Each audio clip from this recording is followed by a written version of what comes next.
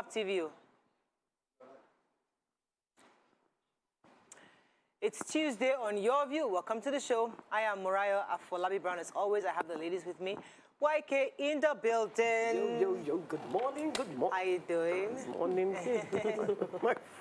my glasses. How you doing? How was your weekend? Hey, ask about weekend again. Yes, I must talk about the Ekpe resort. It was lovely. I didn't even know a place like that existed in Lagos. Neither did I. And very nice, very clean. Serene. Oh, it The pool was amazing. beautiful. It was. I had a wonderful. See how clean the pool was. Yes, the pool was clean. The rooms were clean. The level of the air conditioner was on pumping. The grounds, the grass. Oh no. I've started worrying to you. I need to go back there again. I need to go back there again. It's very serene indeed. They tried. Very nice work they've done there. But how are you doing? I'm fine. Aside from that, I'm fine. Good. I like your jewelry though. It's really cute. Thank it goes you. with your clothes. Why can you always match the clothes with the jewelry? Just buy these jewelries like that. You know, I just buy them and then look for. Like this was a gift. This top was a gift from. Her name is Lourdes. She lives in England. Oh, I don't know if she's watching, but Lourdes, thank you. So you just have the jewelry, it just matches it perfectly. Yeah, just because I buy. Yeah. And then. I'm trying to get into this bead stuff because I'm really trying. All this, I'm just overwhelmed. I don't know where to get them. Do you have them made or do you buy them from I have them made. I have a woman that comes. Okay. She makes them for me periodically. I want to. And then you see all these malams on the road.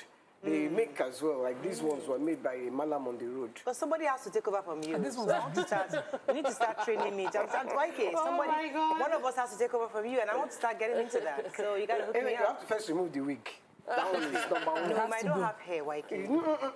You can style your hair. You can wear turbans. Oh, you're not cut my hair, right? Eh? You're not cut my hair, right? I know you cut your hair. Yeah. So I know you cut your hair. It's intentionally. They didn't beg you. You cut anyways, it. Let me move on to. If you don't want to show your hair, which I think you should be proud of anyway. She should start wearing turbans and African things. Yeah. And that's the first step to take it over. Okay, don't worry. I got to take over. YK, don't worry, I got you. Okay. How are you doing, Nima Akasha? I'm fine. No, I'm being bullied by YK as usual. Oh my God. She's getting older and getting more mischievous every time. But I'm fine. I'm grateful to God. And today is day 4 of Ramadan. You know the funny thing? My children, all my nieces and nephews are fasting. Even my daughter's mates is fasting. But Gufran... But she used to fast. Today is our first day. Today is our first day. And we're going to see how it goes. Yeah, that's nice. She wants to follow me. I started fasting at 13. I always say it's, I don't want to pressure her. My real fast started at 13 when I became conscious. So I'm hoping that she starts. I used to struggle as a little kid then too. Did you fast? As a Muslim kid, yeah, you had to, but I struggled. It was a struggle. But I had to. It was compulsory. You know, the one that surprises me is the way Muslims that drink. They just stop. That's true. Your business will go down this season. So the connection. So that's the beauty of planning. So I know that because Dubai knew that there was going to be fasting most of April, they had so many events.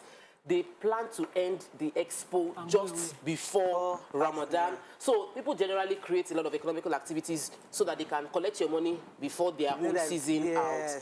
But I'm very, very grateful to God. I like your outfit. It's somehow different. Yes, it's TVC style. I'm going to dance today, so watch out for. I'm going to dance because I'm not. My head has been so much in business that I've just not even. I don't even take pictures anymore like before. I'm like, and the shoes are high. Yeah, well, we'll have fun. Auntie Amy, telling me my inner Auntie Amy for my shoes. Yes, this is definitely. I love what you're wearing. Thank you. I did this for me. You made this. I give her style. Oh, this is nice. Give her that style. Trust me, she'll get it. I wasn't even. There's a lady, Modupe. You know this. We have these fans that they followed us for so long, feel they like there's so much love. Then she called me and she was like, oh, I knew it was stuff where I can buy it with peace of mind. I was like, thank you, because here we are very, very honest about who we are. Like we don't do, we're not portraying a part of us that is different from who we are in real life. So it's interesting when people actually get it and communicate it. So thank you. That's fantastic. That's good. I like it. Let's go on a break. I'm so excited about today because one of the things that the ladies of YourView and I have decided is that this season, especially because what happened recently with the National Assembly, where the 5 gender bills were thrown out, we're committing the show to supporting female aspirants going forward. If you're a woman and you're running for office, trust me, YourView is your baby. We're going to be here to support you. So we're so excited about today because we have a presidential aspirant who's going to be joining us later on the show. God bless you. That was even going to be my banter. Yes. That I haven't heard anything about this gender bill again. Oh, yeah. So they're still working on it. We'll see how it goes. Still there. Let's go on a break. When we come back, we go through the front pages of the papers. Stay with us. We'll be right back.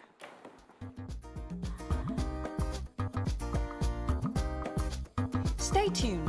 YourView will be right back.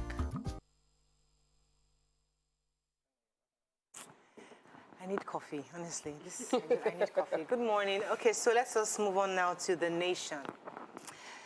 2023 presidential ticket splits PDP as aspirants move into 3 camps. 72 million telephone lines partially deactivated. Train attack, 7 passengers still missing, says NRC.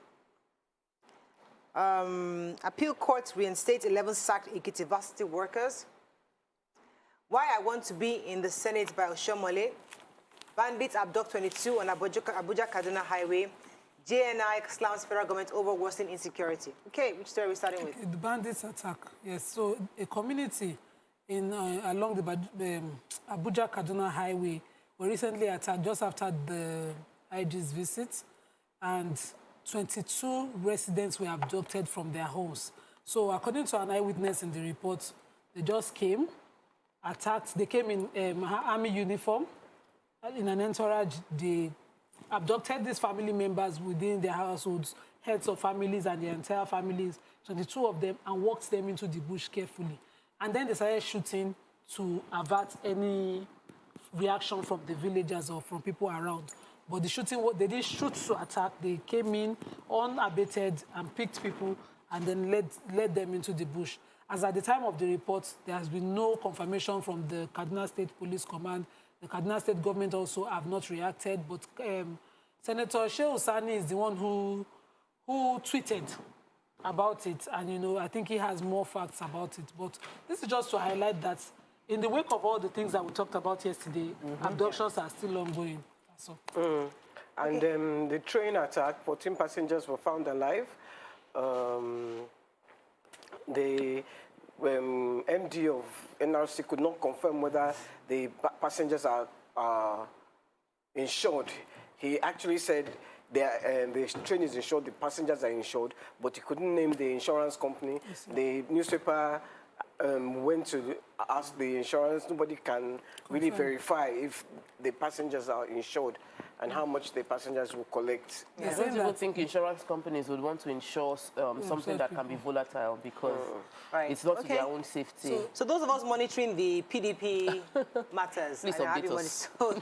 they're going back and forth. Now, there was the issue of how they're going to decide the presidential ticket. So there was the zoning team to the south, and there's those saying who the consensus candidate. But now, based on this report, they have been split into 3 camps. One is the free contest opponents, and that includes Atiku, Amadu Fintiri. The pro-consensus group, those are the ones that they're asking, that those who can actually have the capacity to win the elections. That's Tambuwal, Bala Mohammed Saraki, and Muhammadu Hayatuddin.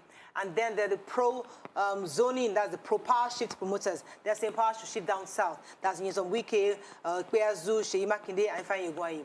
Now, these 3 camps are still lobbying amongst themselves. Interestingly, the power shift promoters went to the north, went to go and see IBB.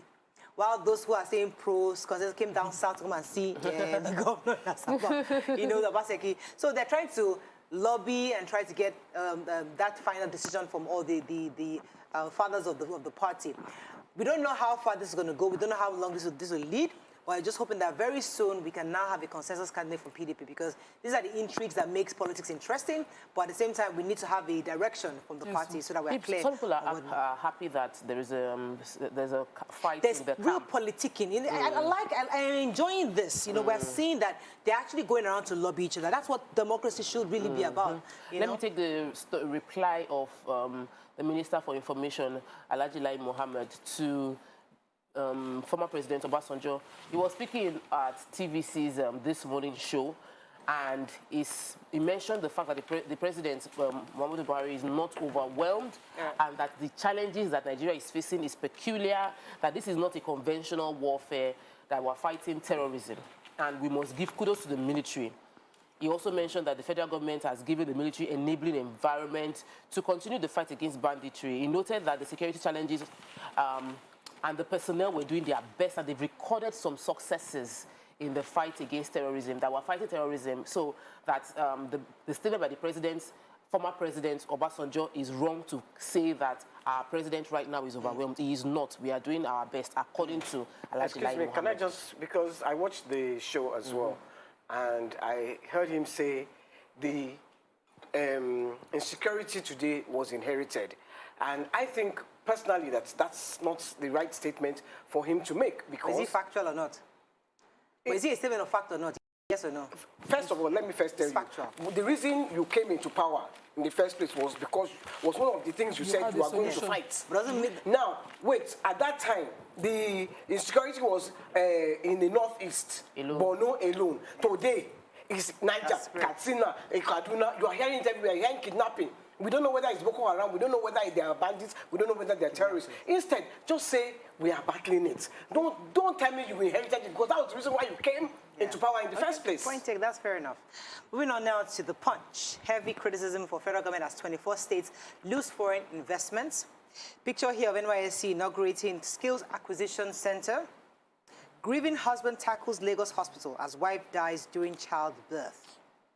Angry youths block Lagos-Ibadan Expressway, protest bad governance.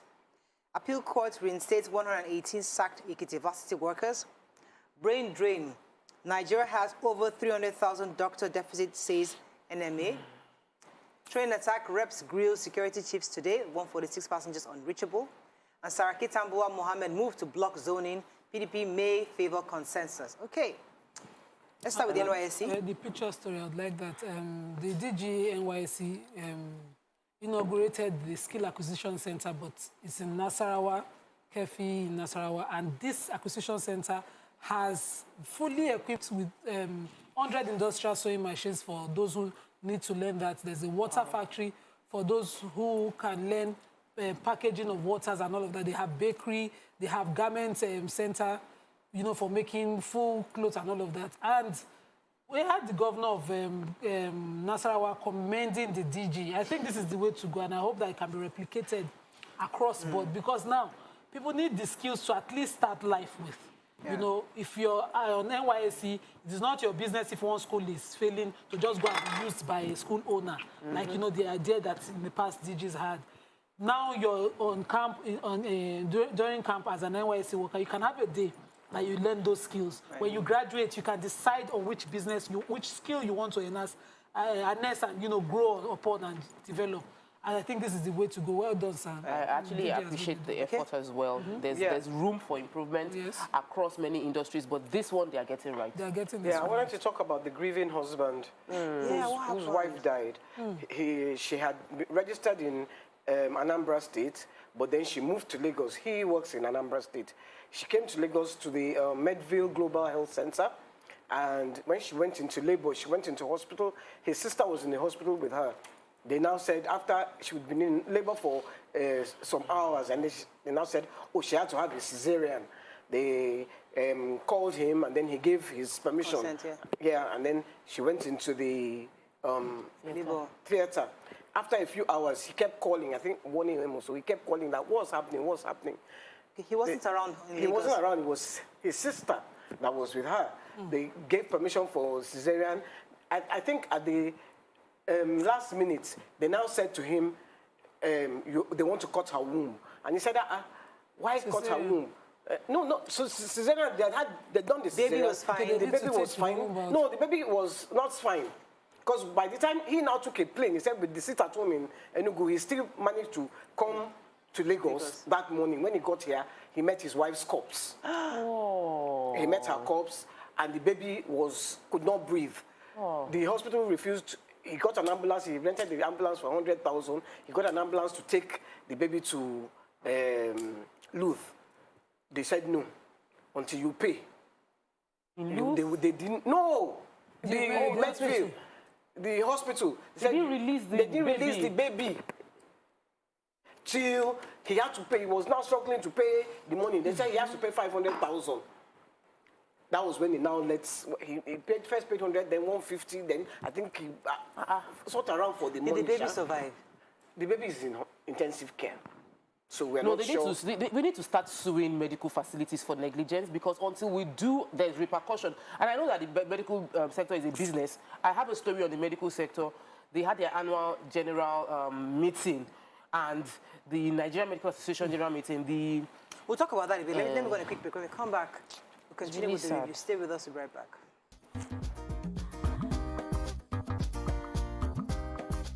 Stay tuned. Your View will be right back.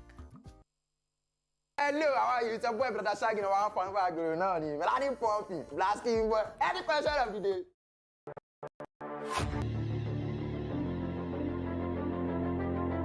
At TVC Communications, we're all about our audience. Millions of viewers, listeners, and readers every day all around Nigeria. Our 2 TV stations are among the most watched in Nigeria.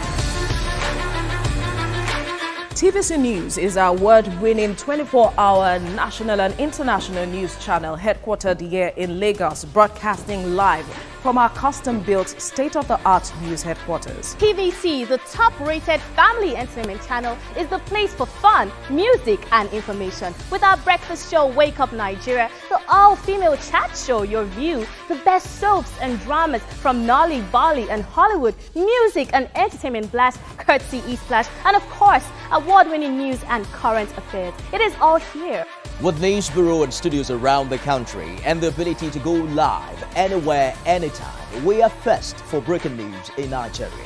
Awarded the NMMA TV Station of the Year, TVC News is the station of choice for news that is first, accurate, balanced, and reliable.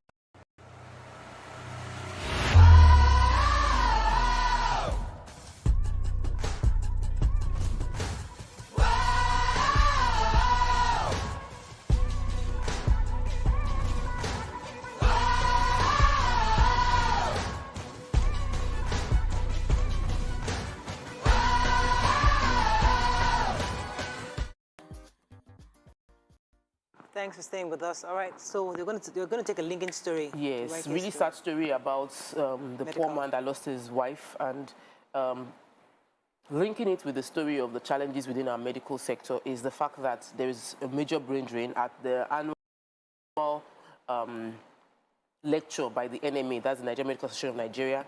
The president, Professor Innocent Uja, mentioned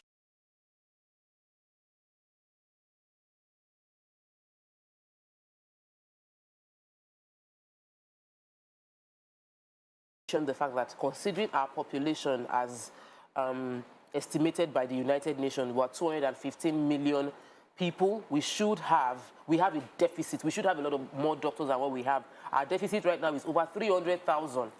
We should have more than 300,000 doctors residing in our country. Yet on a daily basis, we are losing doctors to better countries with better facilities.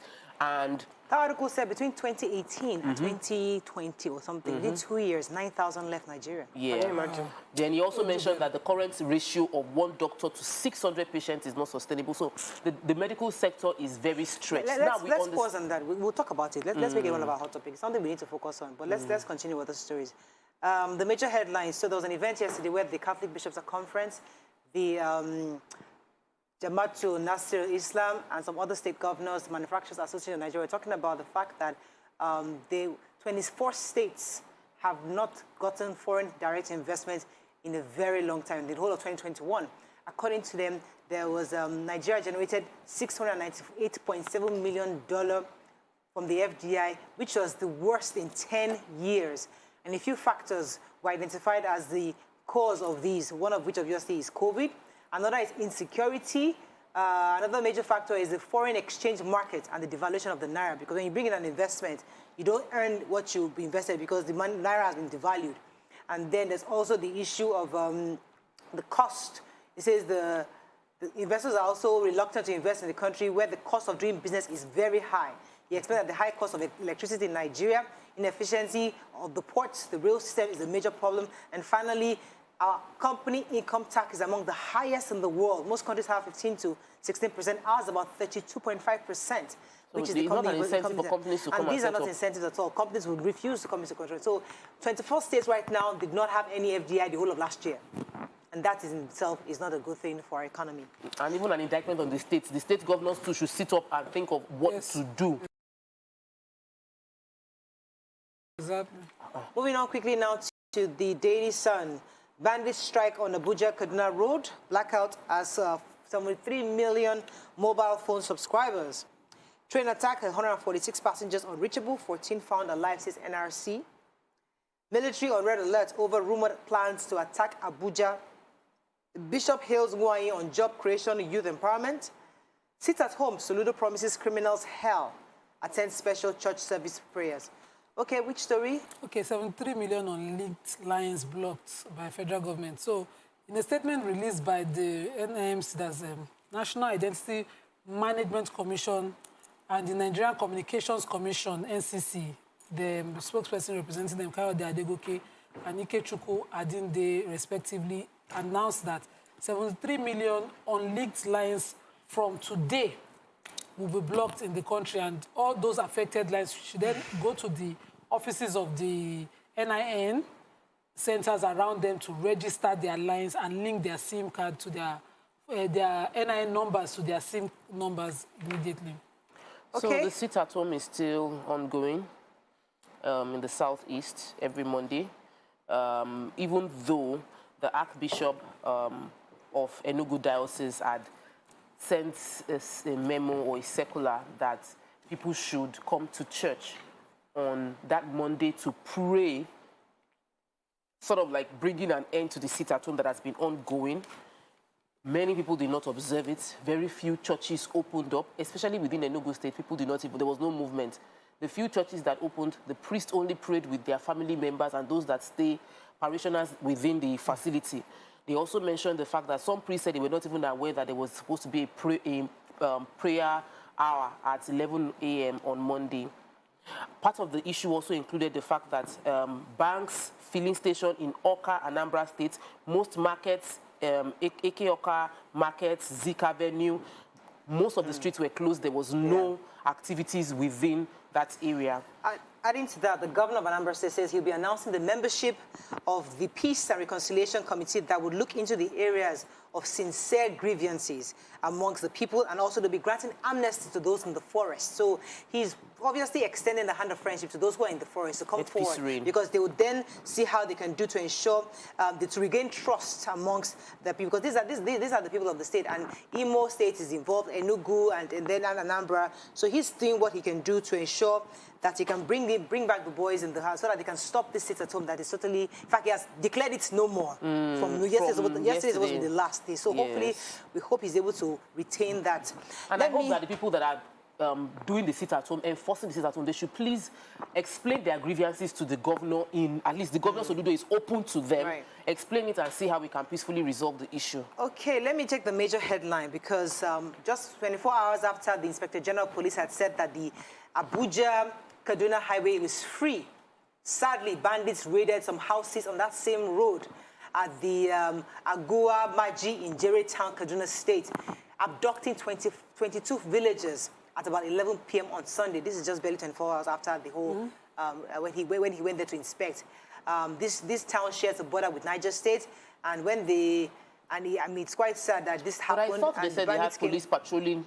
That's what we're told. They were patrolling that area, but we said that the bandits came in their large numbers, and some of them wore army uniforms. They moved into house to house, woke their victims up before marching them out at gunpoint, and then the bandits operated silently in the community over an hour before the police officers came. And when they keep saying they came in large numbers, where do these people stay? They come with bikes. So someone that was kidnapped was telling us in Dubai that one of his drivers that got kidnapped in the north, they told that they kidnapped like 3 drivers and said the payment, apart from money, was to buy bikes, 50 bikes. specification of the bike was mentioned, and they had to exchange the bikes, brand new bikes, for these lives. So they are getting people are paying them. They are getting more equipped, and this thing is going on. Is it possible for 50 bikes to be moved into an area and nobody will know how it disappeared into the forest? That is why people are talking about complacency of the security yes, people. And the community. Even the train, it was not just bikes, vans. They came with vans and bikes. For how long did they drive and nobody saw them? Before they would get to the place where they will bomb the train. Let's walk with the Vanguard. Let's say Sultan's J9 Catholic Bishops Lambas FG on insecurity.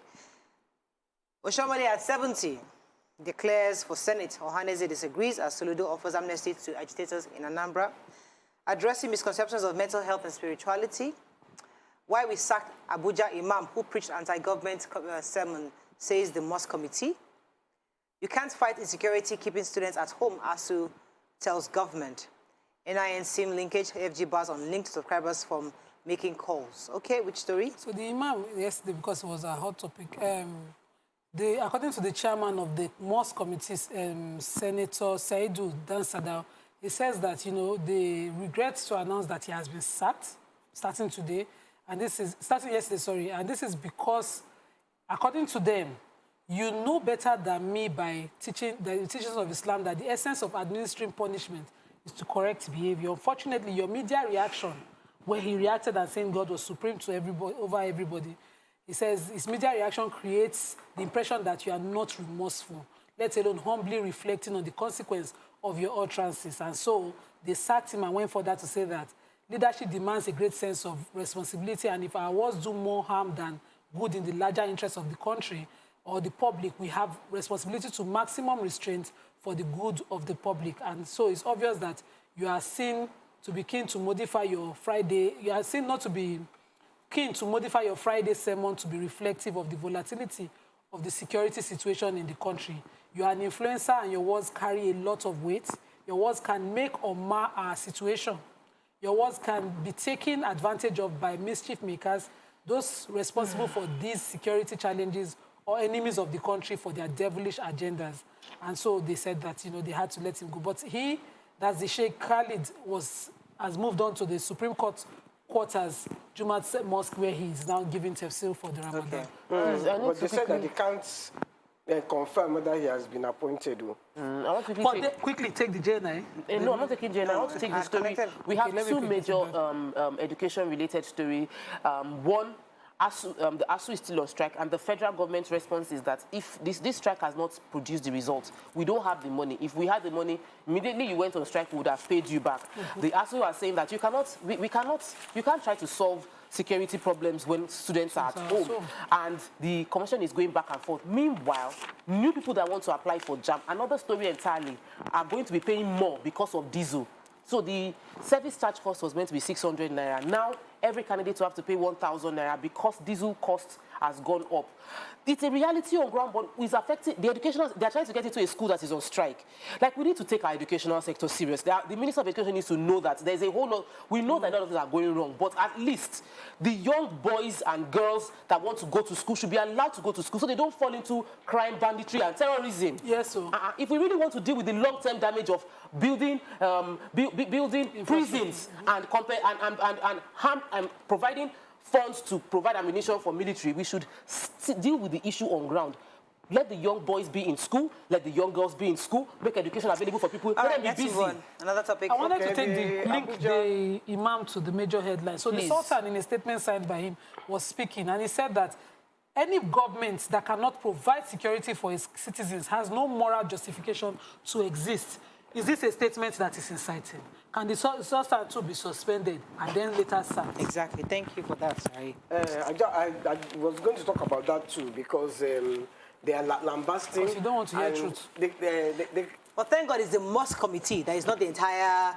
Are you sure it's Senator Saidu? Anyway, Let me vote.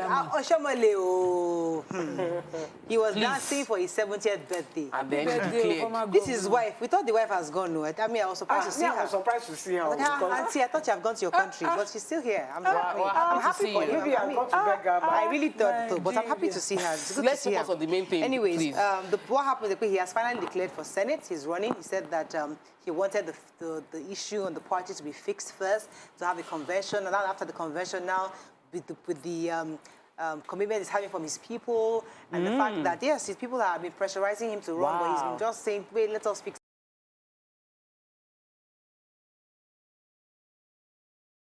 the problem first. Now that we've had the convention, we know who is the president and who is the chairman of the NWC and all that, he is now ready to declare for Senate, and he's hoping that the elders who came for his party yesterday will show their support for him. But he's very healthy. He looks good. I just feel that we need to, our politicians need to give room for fresh blood. And our politicians need to take on the role of mentors. Because you cannot mentor when you are... Everybody should marry young. No, across the world, there are older people. I'm not against older people. I'm saying that let's have fresh ideas. Mentor people behind the scene. You be the one saying that I am standing behind these 4 young guys, and I want to see what they manifest. That is all we can take. Next time you say fresh blood. Fresh ideas. We didn't think so. We knew what she was saying. We'll be right back. Stay with us.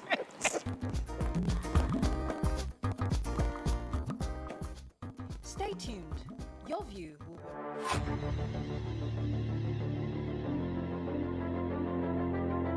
At TVC Communications, we're all about our audience. Millions of viewers, listeners, and readers every day all around Nigeria. Our 2 TV stations are among the most watched in Nigeria. TVC News is our award-winning 24-hour national and international news channel headquartered here in Lagos, broadcasting live from our custom-built state-of-the-art news headquarters. TVC, the top-rated family entertainment channel, is the place for fun, music, and information. With our breakfast show, Wake Up Nigeria, the all-female chat show, Your View, the best soaps and dramas from Nolly, Bolly, and Hollywood, music and entertainment blast, courtesy E-Splash, and of course, award-winning news and current affairs. It is all here. With news bureau and studios around the country and the ability to go live anywhere, anytime, we are first for breaking news in Nigeria. Awarded the NMMA TV Station of the Year, TVC News is the station of choice for news that is first, accurate, balanced, and reliable every time. TVC and TVC News watched by over 4.5 million people in Nigeria every day on terrestrial, DTH, DTT, OTT, and available to viewers in the UK on Sky TV. Watch all of our world-class programs on TV, online, and on our app. TVC and TVC News, the best entertainment and news for Nigeria on TV and online. And when you can't watch us, listen to us. 102.3 Max FM Lagos and 90.9 Max FM Abuja are now ranked among the most listened to radio stations in Nigeria. Now, with over 1.5 million listeners every day, we're the people's favorite radio station. Best hit music, best on-air talent. Max 102.3 hit music for Lagos and Max 90.9 hit music for Abuja. We are your home for that fun, entertainment, and hit music. In Lagos, TVC, our leading family entertainment TV channel, has a 47% market share. But this is just the start of our journey, as we plan to add even more services to entertain and inform our ever-growing audience. Thanks for being part of the TVC Communications story.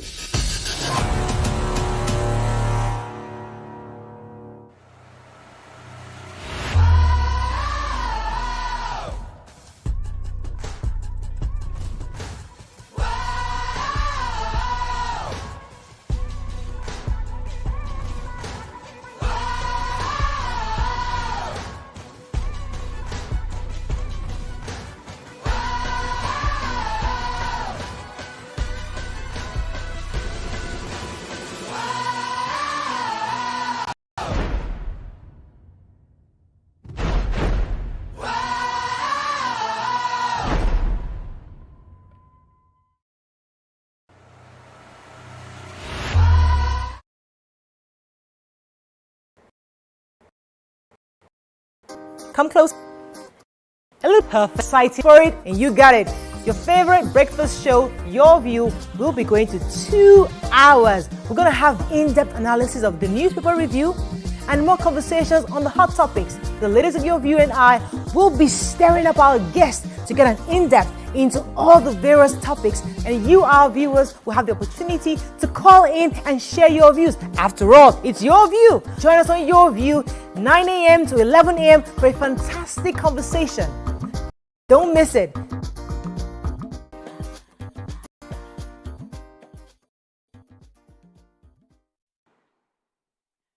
Thanks for staying with us. So this issue of brain drain is still on the front burner, especially because recently the NMA had a conference where it was revealed again that we have over 300,000 deficit of doctors in our country.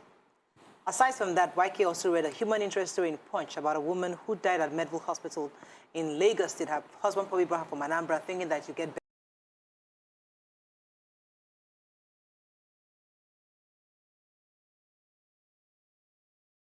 better medical treatment in Lagos State.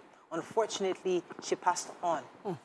Not only that, they were demanding payment before the baby could be released to go and get also additional care at a teaching hospital.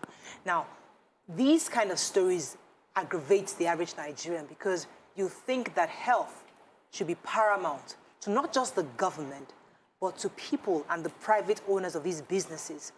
What are your thoughts on this issue of brain drain, people's inability to understand how important or to even provide the optimal health for patients, regardless of issues of money or not?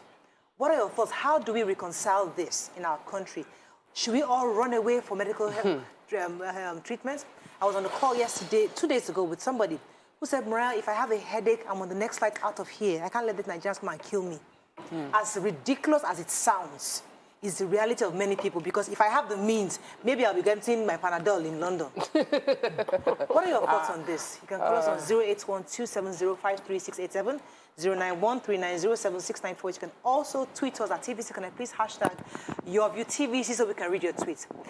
Listen, we boast of the best doctors in the world. I mean, everybody says, and I've shared this story before. Pastor Ita was saying that his wife was sick in London, and he was going helter-skelter, and he said, listen, this matter, there's only one doctor that can solve the problem. He had to one very expensive neighborhood that he had to take his wife to. And he was waiting. They booked this doctor for days. He couldn't even, almost a few weeks before he could get an appointment to the doctor. He finally saw their doctor that they've all been waiting for. So one small Janjala boy just came like this. And I was like, two tall guys behind him. I was like, who is this guy that I'm waiting for?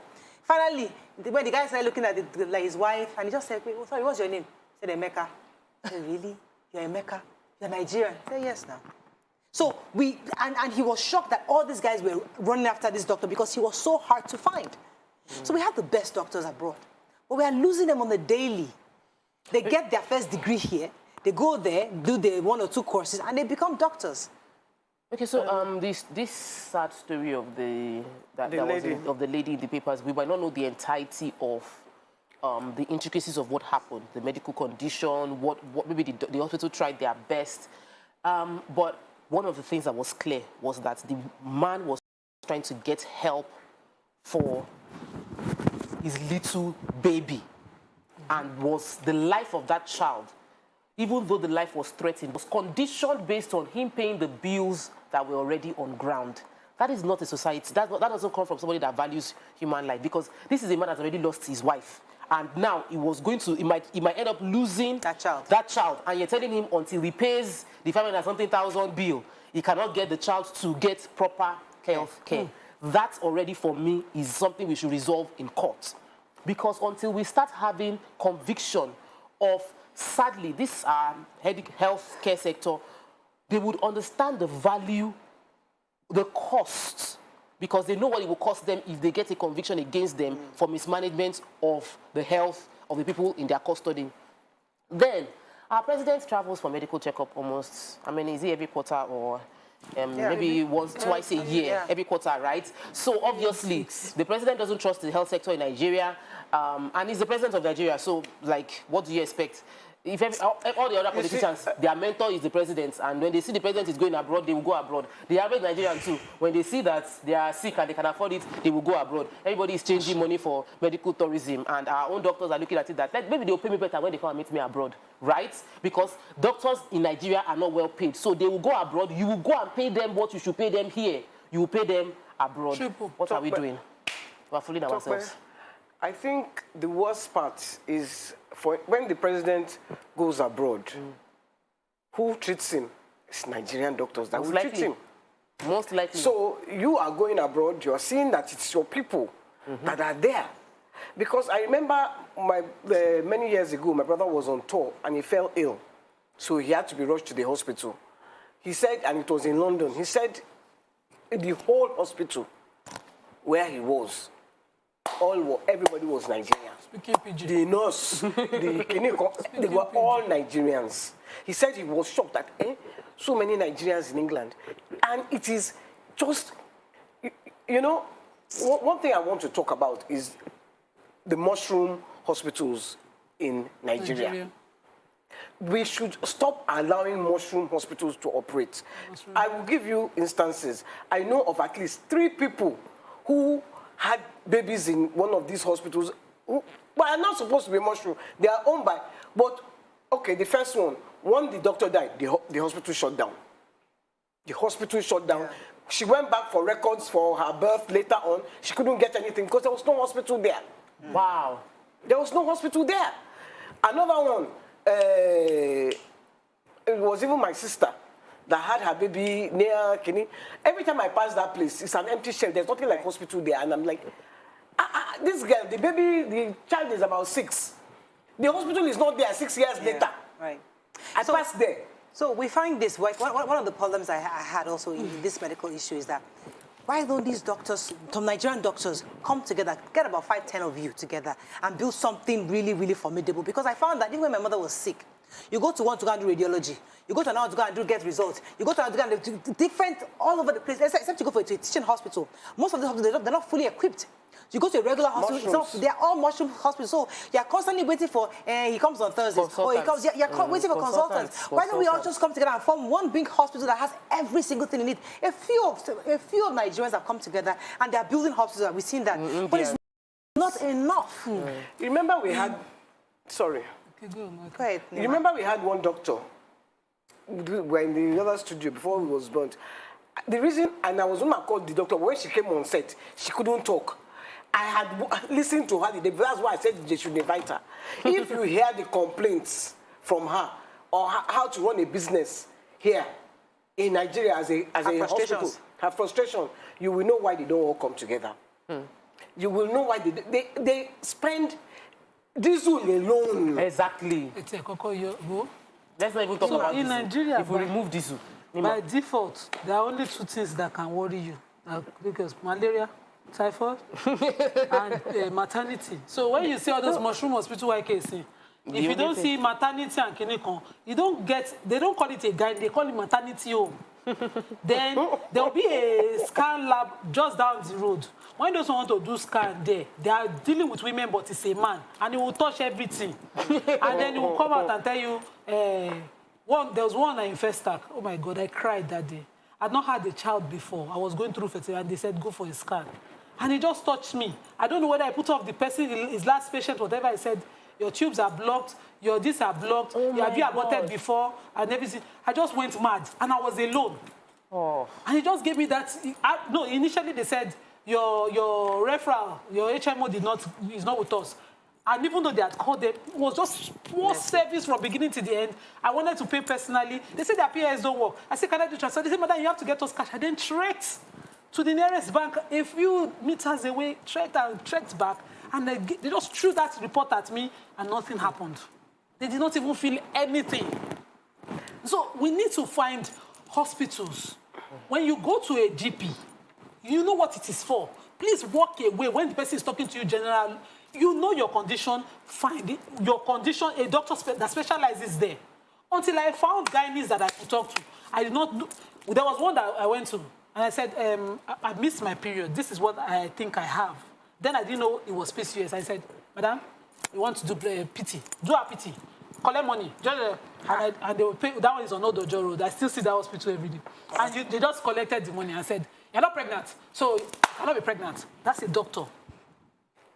And I was looking at him like this, myself and my husband. From then on, if you are talking to me and it's not from a place of knowledge, you don't understand my situation that I have read. Thank you very much. Close the hospital and go. So regulation of this practice has to be top-notch. Yeah. It has to be top-notch. Ministry of Health, please. When we go on a break, when we come back, we'll open our phone lines. Stay with us. We'll be right back.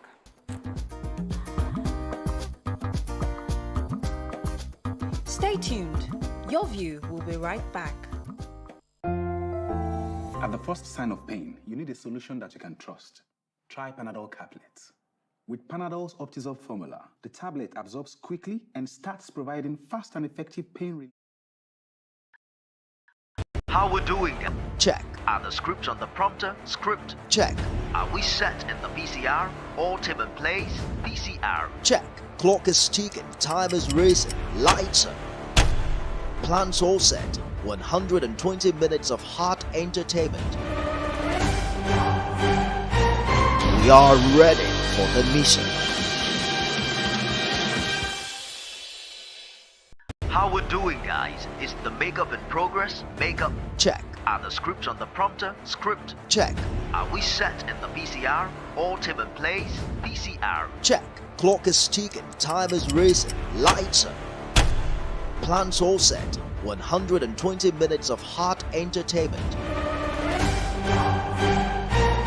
We are ready for the mission. How we're doing, guys? Is the makeup in progress? Makeup. Check. Are the scripts on the prompter? Script. Check. Are we set in the PCR? All tip in place? PCR. Check. Clock is ticking, time is racing, lights are. Plans all set. 120 minutes of hot entertainment. We are ready for the mission.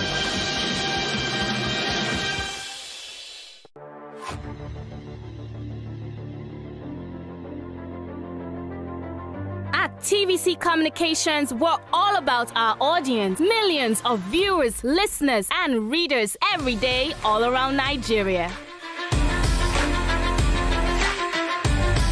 Our 2 TV stations are among the most watched in Nigeria.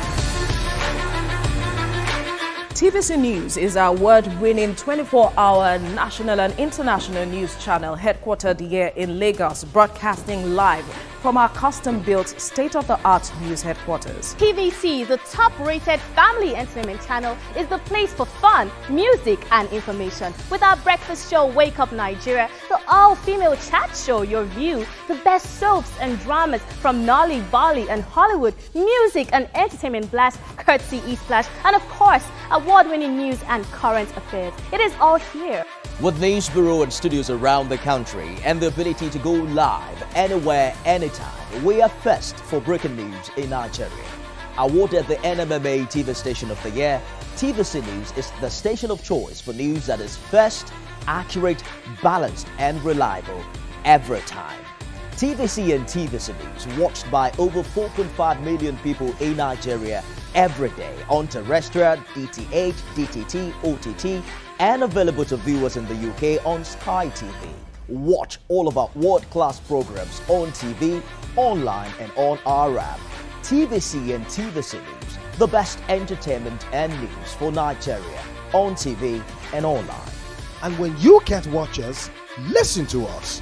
102.3 Max FM Lagos and 90.9 Max FM Abuja are now ranked among the most. Thanks for staying with us. So we're going to open our phone lines, take a few messages. I have one from a big sister. She says, "Morning, Mo. Medical abroad is for the rich. Only if you are a citizen. Consultation is £200 minimum per session. Wanted to do blood tests with tumor mark. Was given £950 as cost. Coesio." So yes, medically, and I have a call from London. Good morning, Ayo. Are you there? I'm here. Good morning, You're Mariah. live. Go ahead, please. I'm a first-time caller. Welcome, sister. I can hardly hear you. Oh, okay. Can you hear me now? Yes, go on. Yes, maybe the studio guys can hear you. Me, I can't hear you. Can you hear me now? Oh, yes, I can hear you. Thank you very much. Okay, all right. I mean, the story being shared today is very pathetic. I'm just going to share 2 quick experiences, and I will make my submission if that's okay. Please. 3 years ago, my daughter had an asthmatic attack, and we called the hospital. Within 10 minutes, the ambulance arrived. They took her to the hospital. By the time we got to the hospital, there were 10 professionals waiting for her, waiting for the arrival. And before we knew it, less than 15 minutes, she was being taken care of. Everybody introduced themselves. She was taken care of, got into the ward and all that. Now, when I was grateful that God saved the life of my daughter, I went back home crying. And the reason is simple. I thought about Nigeria. Can this happen in Nigeria? Will this happen in Nigeria? Secondly, one of my friends, my very close friend, brought his wife to UK to give birth. The lady arrived, had the baby, and 2 days after, the health visitor went to the house to see her. And she was breastfeeding. When the health visitor got home, she realized one breast was bigger than the other and said, "What's happening?" And the lady said, "Oh, I have a lump in my left breast. Although it's been checked in Nigeria," and they said it's okay. The woman said, "No, I'm not happy. Let's go to the hospital right now." We got to the hospital, my people. She was living with stage 3 breast cancer. And in Nigeria, she was told in a very big hospital, I'm not going to mention the name, that it was nothing. We lost the lady 9 months after to cancer. Now, the solution is simple. We can't keep politicians who don't respect life and healthcare. We can't keep them in power. These people don't care about the lives of the masses. Ayo, can you hear me? Because they are able to travel. Yes. Please, how affordable is healthcare in? I'm talking about the case of your child now. How affordable was that treatment that you got? My sister, it was absolutely free. Absolutely free. It's a child now. I think they have health. Absolutely free. For children. You know? So, you see, if we can't start with the place of policy. You know, thank you very much, Ayo. You're right. I mean, and what your story reminded me of my own story, which I've shared on this table a few times. My little boy, at the time, when one of my twins, he was not breathing at night. I think I shared that story many years ago. He was I think it was like 4 years old, I think. And what happened, interestingly, 2 days before that thing happened, Akade was just telling me that his daughter was sick, and he rushed her to one hospital down the street. I can't remember the name of the hospital. And that doctor was so nice. And I collected, said, "Please, that doctor is very nice. Please just give me his number, just in case, the pediatrician." My son went to, he was stopped breathing. He was sitting like I just woke up at night. He stopped breathing. And his hair just rolled down like this. I said, "What?" I woke Brown up. We rushed him. I called that doctor around past 2 a.m. This doctor called me. He picked up my call. He says, "Okay, bring him down." We rushed there in our pajamas. We got to the gate. The gate was locked. We carried the child. We walked through the passageway. Family was carrying this boy, running to the hospital. As we entered the door like this, exactly that man's experience, what we saw. The 2 nurses, a stretcher, oxygen, everything was awaiting us at the door. We pushed right at the reception. They resuscitated my son at the reception. The doctor was there waiting for us. Do you know that this doctor has gone to Canada? So this experience, this man said that, can it happen in Nigeria? It could have happened in Nigeria because we had some of the best doctors. But this man has said, and his hospital is locked shut. So there's a reason I asked what the value of that treatment was. So we have policies like that here. And I will not go far. I will say because we want to use my experience. When I was in that mother and child hospital, I know how much I paid for my first delivery in a private hospital. The natural birth that resulted in a cervical situation for me cost me over 200,000. The same thing in the private government subsidized hospital was 25,000 at the time, 600 naira. And now, childcare, at the time, was free. You see your pediatricians, and they are all there. They give you drugs. You go to the pharmacy. Once it's child drug, they'll tell you the ones that are available. Even to antibiotics, the one I used for my child at the time, and everything was given free. Come there after a while. Nigerian have happened. Who is Nigerian? We, the people. We. You now go to the pharmacy. I took my son to the same hospital, same pharmacy. All the drugs prescribed for the child was not available. I say, it's because you people are too young. Nima, it's because you people are too young. when I was growing up, Lagos University Teaching Hospital, that that you are seeing there, was one of the best hospitals in the world. I'm telling you for a fact. My mother was always on admission there. Look, when you enter that hospital, you will want to be a nurse. The nurses, man, you will see their... Well, if you are wearing purple, I think you are a student nurse or something. Neat from head to toe. They had the purple uniforms, they had the blue uniforms, they had the white. The white were the matrons or something, or staff nurse. Then you had the blue, that was the all blue, that was the matron. Look, the wards. When my mother was admitted, we used to go and visit her. All of us wanted to be admitted. The food, when they bring the food, go there now. Go there and see. Nigeria has happened, like you said. I'm telling you, and what is paining me is that we have a population of younger people, so many people have not experienced or did not experience what we experienced. They think it's a foreign thing. Let me take this call from Adebayo. Good morning, Adebayo. Are you there? Yeah, I am there. Good morning. You're live. Go ahead, please. Can you hear me? Yeah, I would like to contribute to the program. Please go ahead. It's your view. My wife is a consultant, pediatrician, and she works with India. I can't hear you. Hello, good morning. Can you hear me now? Yes. I can hear you. Okay, go ahead, please. Please go ahead. Okay. So I would like to contribute to the program. My wife is a consultant pediatrician and she works in Nigeria here. Hello? Yes, go ahead. Okay. You see, the problem with the medical sector in Nigeria is that we are not properly funding and we've not even agreed on how do we fund this healthcare. The last caller talked about the UK. In the UK, they have a health insurance scheme that everybody contributes to. So with that, we're able to catch everybody along. In Nigeria, the same thing has to apply. There was a time here on the program that you talked about the hospitals that they are building at Aso Rock. And they said that the total amount they're using, as in the capital project, you don't even have it in other hospitals. I went to go and check the budget. Look at UCH. I am very conversant with the budget. The federal government is going to spend 22 billion to pay salaries for UCH staff. But they are going to invest 1.something billion in the infrastructure there. How do you cope with people? So as Nigerians, we need to sit down and agree on something. Imagine if all of us contribute like 2,000 naira every month to this healthcare program. We will be able to take care of everything. Thank you very much, Adebayo. I know that, you see, we try to have the NHS in this country. First of all, there are two sides of it. Nigerians sometimes will not pay. Some would pay. Others who don't trust the system and just choose not to pay.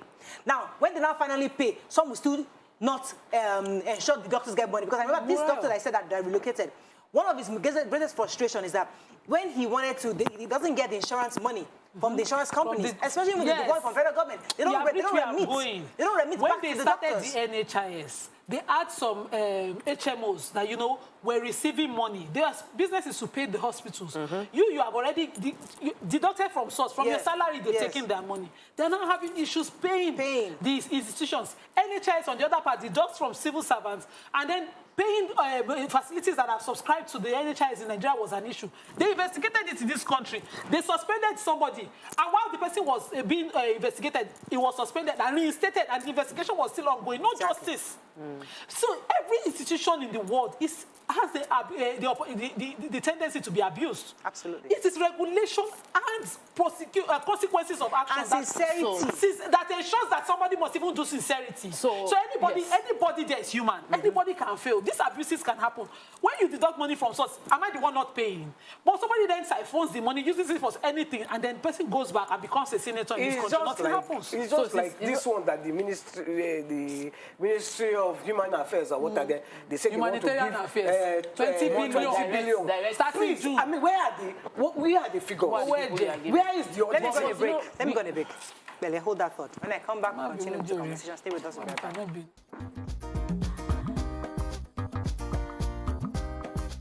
Stay tuned.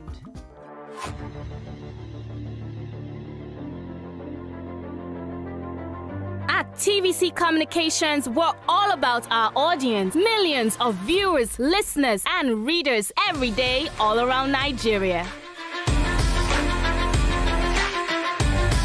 Our 2 TV stations are among the most watched in Nigeria. TVC News is our award-winning 24-hour national and international news channel headquartered here in Lagos, broadcasting live from our custom-built state-of-the-art news headquarters. TVC, the top-rated family entertainment channel, is the place for fun, music and information. With our breakfast show, Wake Up Nigeria, the all-female chat show, Your View, the best soaps and dramas from Nolly, Bali and Hollywood, music and entertainment blast, courtesy E-Splash, and of course, award-winning news and current affairs. It is all here. With news bureau and studios around the country and the ability to go live anywhere, anytime, we are first for breaking news in Nigeria. Awarded the NMMA TV Station of the Year, TVC News is the station of choice for news that is first, accurate, balanced and reliable every time. TVC and TVC News watched by over 4.5 million people in Nigeria every day on terrestrial, DTH, DTT, OTT, and available to viewers in the UK on Sky TV. Watch all of our world-class programs on TV, online and on our app. TVC and TVC News, the best entertainment and news for Nigeria on TV and online. And when you can't watch us, listen to us. 102.3 Max FM Lagos and 90.9 Max FM Abuja are now ranked among the most listened to radio stations in Nigeria. Now, with over 1.5 million listeners every day, we're the people's favorite radio station. Best hit music, best on-air talent. Max 102.3 hit music for Lagos and Max 90.9 hit music for Abuja. We are your home for that fun, entertainment, and hit music. In Lagos, TVC, our leading family entertainment TV channel, has a 47% market share. But this is just the start of our journey, as we plan to add even more services to entertain and inform our ever-growing audience. Thanks for being part of the TVC communications story.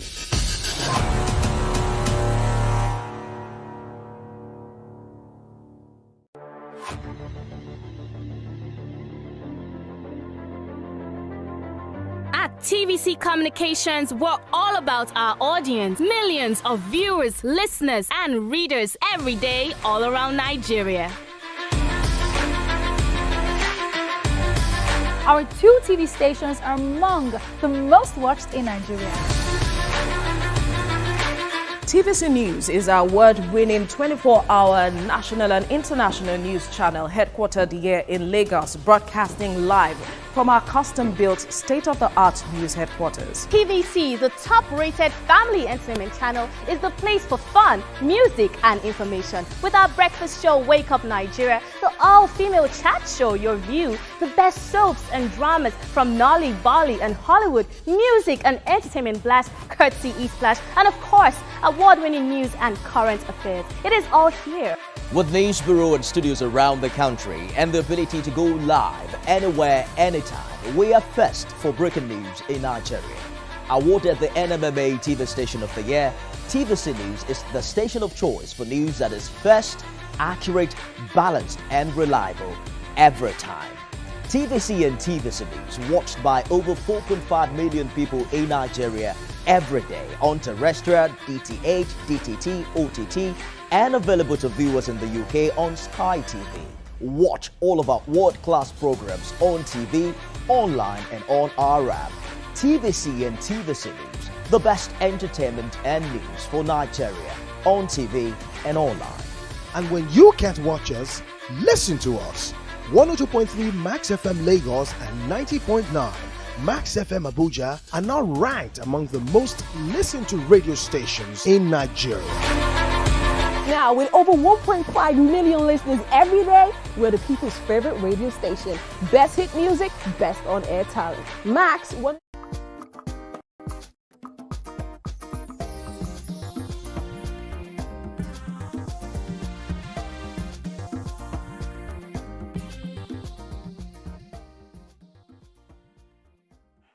Thanks for staying with us. So we're still discussing this issue of our medical situation. Listen, there's a part of the government, and I think, as usual, I like to not even pack the government issue because it's like it's in your face. It's right there. Don't state the obvious. But what role can we, I'm a business owner. I own a hospital. what can I do? Because one of the frustrations of this, my doctor that I talked about earlier, I can't even remember his name. That, number one, he was trying to be a good guy. When people come to the hospital and they can't afford it, he gives them for free. In fact, it was like a pastor. There was one that was on our show for free. And then he wasn't, the NHS wasn't paying him money. So he was just letting people just go for free in that kind of situation. So how does he run a business? So that's why I at first had a feeling for this hospital, because this hospital probably had cases where family members would abandon a dead body because they don't want to pay the bill. And they will run away. So the only leverage they had was the child struggling to breathe. Yes. So they were using the only leverage they had. It's like Nigeria had made you lost your humanity. Nigeria had made them lost their feelings. So you're behaving inhuman because of what Nigeria has taught you over time. But what helps is for us to have a strong system. We had a young man that came from the UK that was talking about the importance of checks and balance and how the UK has very stiff registration system that recertifies you over and over again, and that he is now trying to work with state governors to create that same structure within different states to regulate private hospitals as well as the public hospitals, creating a system of check. Every doctor must do some recertification over and over again. That is on one side. On the other side is the fact that Nigerians have gotten away with doing nothing. Like we've gotten away with... We've gotten away with the fact that nothing will happen. You know the statement, I will shoot you, nothing will happen. They will die, nothing will happen. You will go to court the next 5 years, they've not even given you court dates. So that nothing would happen situation at the detriment of people's lives being lost is part of our major problem. And we need to become more caring. Let me take this call from Abimbola. Good morning, Abimbola. Are you there? Good morning, Morayo. You're live. Go ahead, please. I just want to quickly say something. The topic you are discussing this morning was a story I read yesterday in The Punch. And it's so pathetic that a child died. In fact, the mother died and the child was about to die as well. That is the situation in Nigeria. Human being or human life means nothing to anybody. When Lady Sister Nima asked, I think second caller, what was the cost when the daughter was taken to the hospital? What I want to add to that is, in England here, health service is free for everybody. Citizens. Well, yeah, whether you are a citizen or not, if you live here and you live here legally, health service is free. Yes, and if you have a condition that will not for the rest of your life, you get medication free for life. Wow. Let me pause you for a second. You see, when we say these kind of things, let me pause you for a second. It's easy to say that, oh, it's free once you live there legally. That's good. But it's not free because you still pay taxes. Yeah. And all of you pay taxes. And not even small taxes that we're even begging Nigerians to pay here. It's what I'm begging them to pay. You pay like, I don't know what the percentage is, but there are some states in America that is way higher. So our own people, we the Nigerians, we will choose not to pay taxes. Here. Many of us don't. Yes, those of you that do 9 to 5, we pay because we have no choice. But in many of the informal sectors, some are paying levies, but none of this money is not coming into the coffers of the government. So Nigerians don't have the capacity, even rich men who are doing businesses are not paying taxes. So we have a lot of Nigerians who are part of the problem. So a man is telling me that it's free for him in the UK. Yes, it's free. Because that money the taxes, they're using to pay those medical bills. Somebody's paying. Can I just say something? Yes, please. Can I just say something? Can you remember when Richard Branson brought Virgin Nigeria, Virgin something, Atlantic to Nigeria? And then he left. After a few months, he just packed his bag and left. And he made a statement that I read. I'm sure I've shared it with everybody. Yes. He said, it is the government's, listen, he said it's the government that they are, Nigerians are generally nice people. And it's the government that all the kineko. Then he now said, but who is the government? Nigerians. So he said, from the luggage area to the person packing the bread, everybody. So you see, let me tell you, what Nigeria is today is reflection, all of us, of the government. Is the government reflecting yes on all of us? So government, we cannot absolve government. wait, let me finish. We cannot absorb government because we are students. No, we are them. No, we are them. No, and look, tomorrow, excuse me, listen, you, Murayo, you go into government tomorrow. Within 1 year, conscience. You will be like them because look, we are reflecting ourselves. Government and Nigerian citizens, we are like mirror. Okay, fine, Waiki. So we are seeing ourselves. Let's have a conversation. I hear you, Waiki. I hear you. Let's have a conversation. If the government come out today, okay, guys, we are 250 million Nigerians. All right. So let's just say 50% of you can actually pay taxes. They are trying. The revenue used to be from the oil. They now said they want to now do generate taxes from taxes.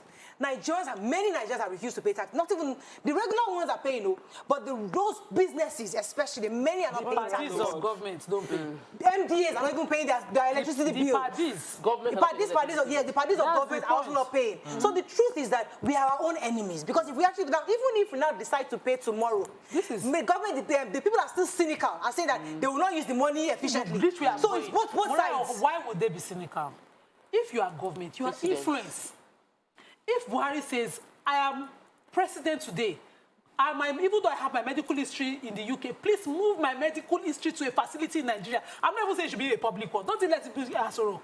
Just find one privately well-funded hospital here in VI or somewhere that is secludedly for you alone. Yeah. I'm telling you, every Nigerian will sit up. Your influence. You can make... But you can insist that from today, any visitor coming to the country in Asorok will be fed amala, elubo, tuwo, Nigerian food only because I eat it. We want to promote Nigeria, and we see it at every event.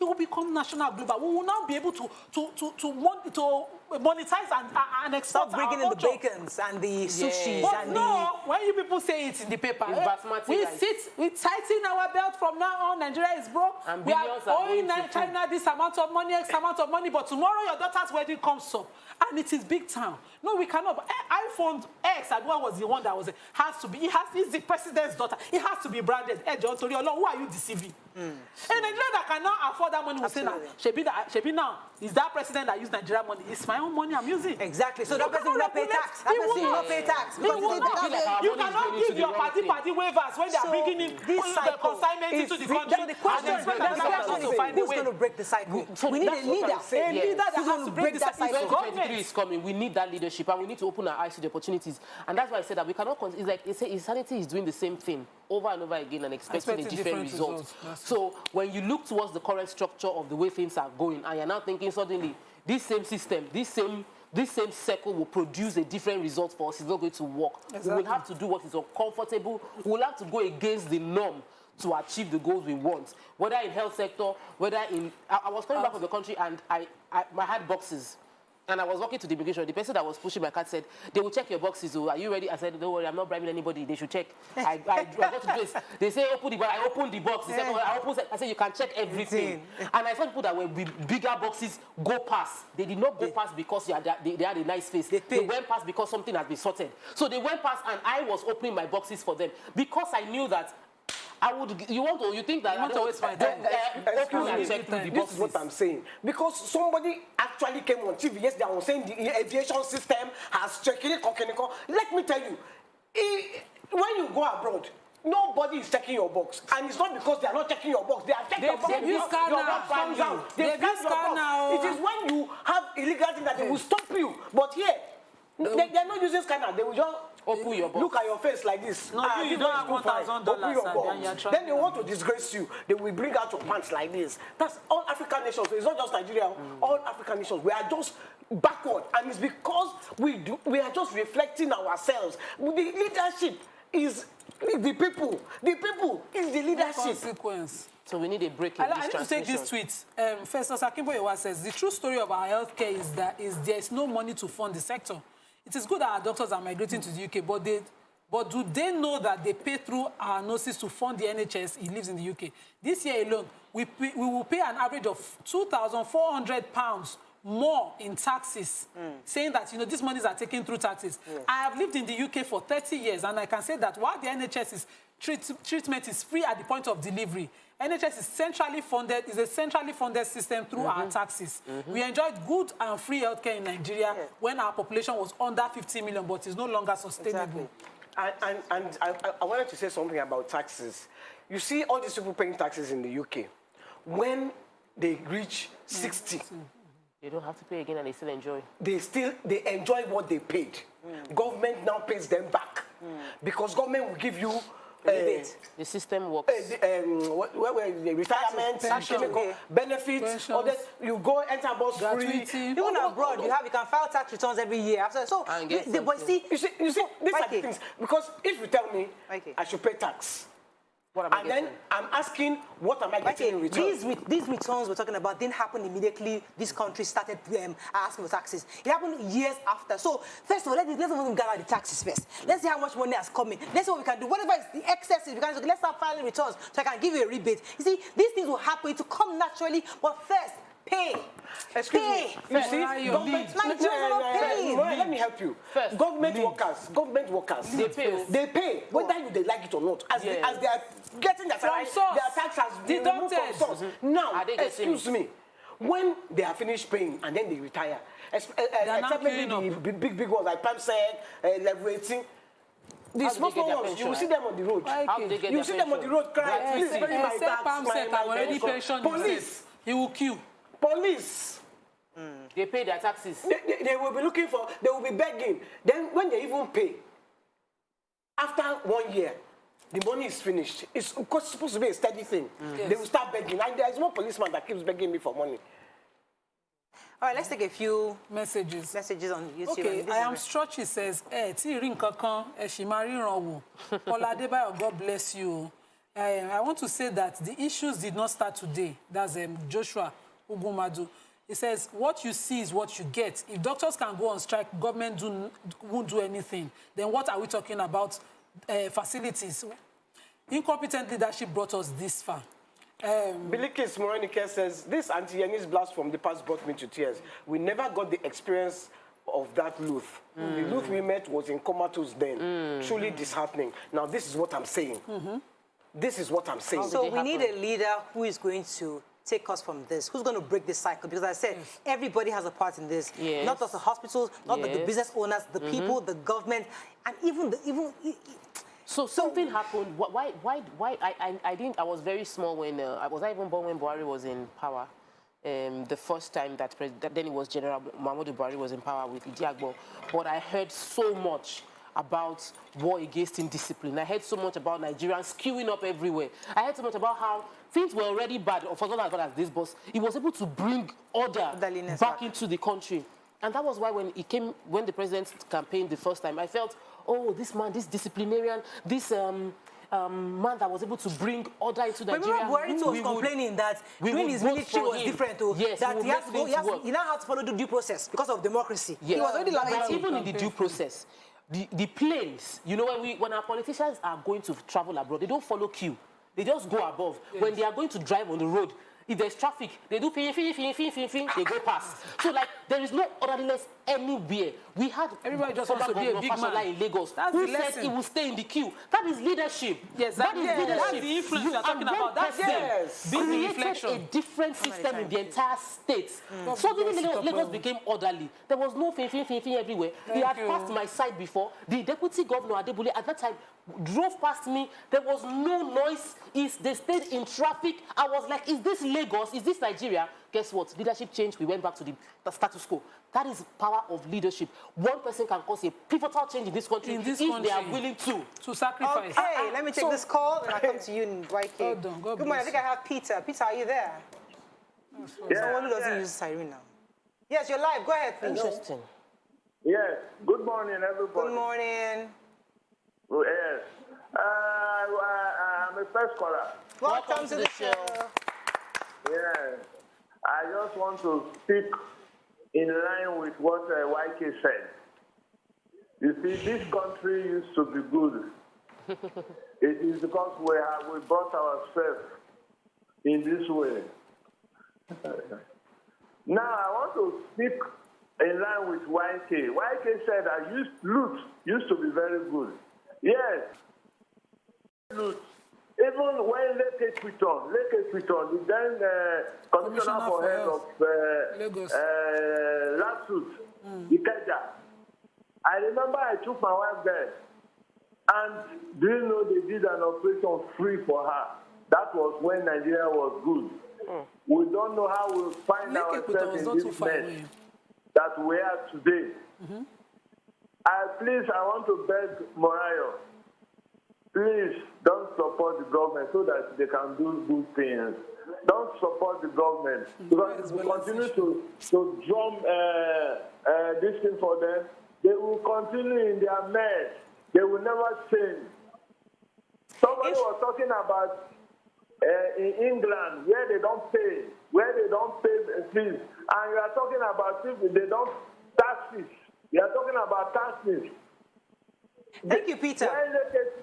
Thank you, Peter. You see, there's always this us and them thing Nigerians like to do. We like to stay on this side and abuse the government. It's all of them, government. It's such a comfortable and convenient position to be.